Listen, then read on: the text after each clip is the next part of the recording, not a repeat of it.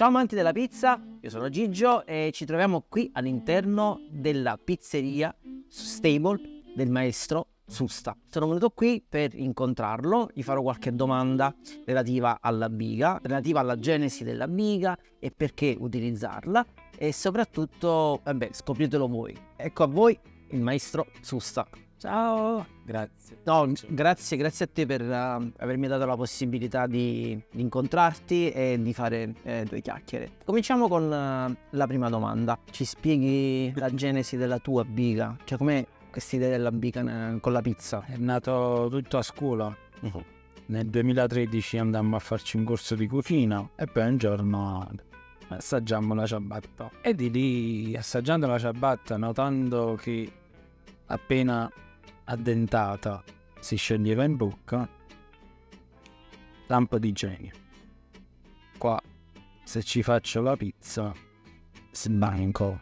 E così sta.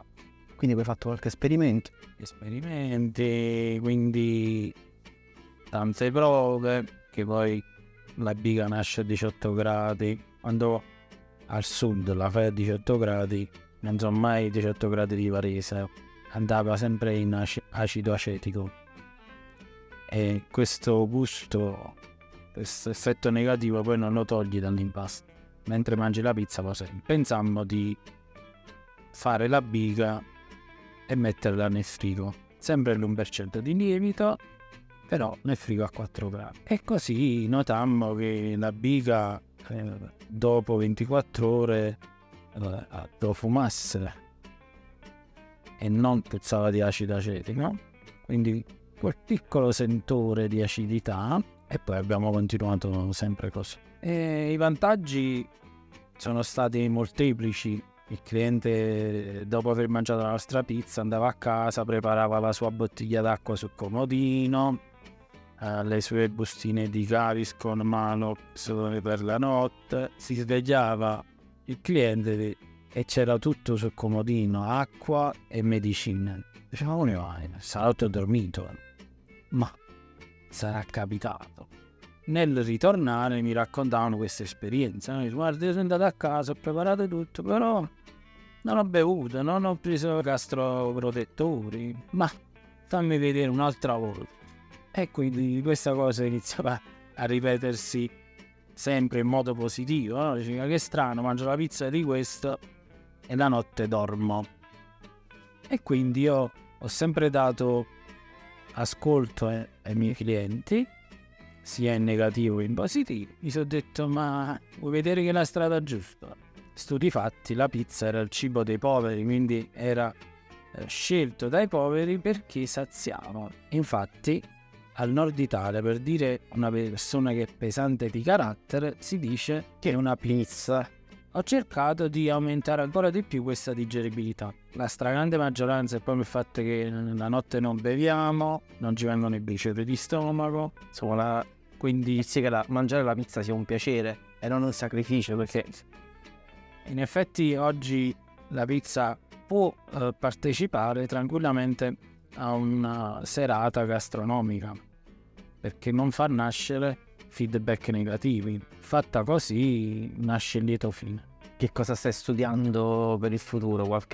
Penserai di apportare qualche modifica, ovviamente senza andare in dettaglio, oppure stai esplorando nuove strade? No, sto studiando qualcosina per dare più gusto ancora. Penso che ci sia la possibilità di valorizzare ancora di più gli impasti.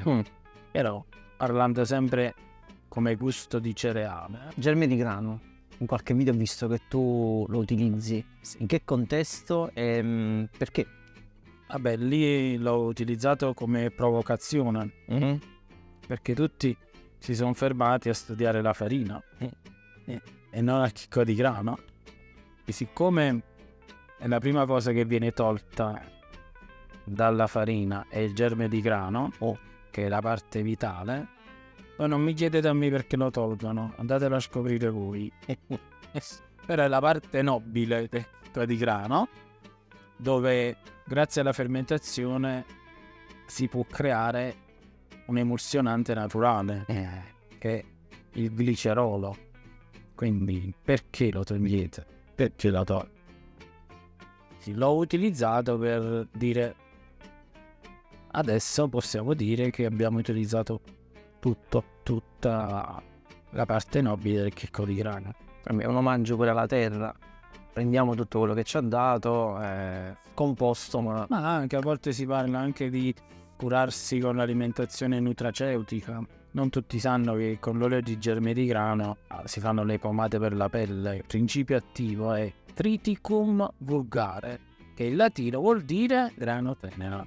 in definitiva la pizza di Susta va provata, cioè è una tappa obbligatoria venire qua, perché Soprattutto per chi fa pizza a casa. è davvero un'esperienza, cioè veramente potete toccare con mano che cosa significa usare la biga e farla bene e svoltare, sia perché è più pratico a livello di tempistiche, ma poi dal punto di vista proprio della gestione del panetto, il sapore della pizza è un'altra cosa.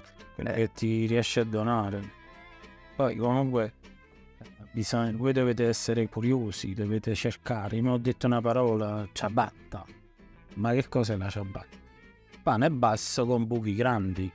Possiamo attingere da tutti. Un po' da uno, un po' dall'altro e sei zumo.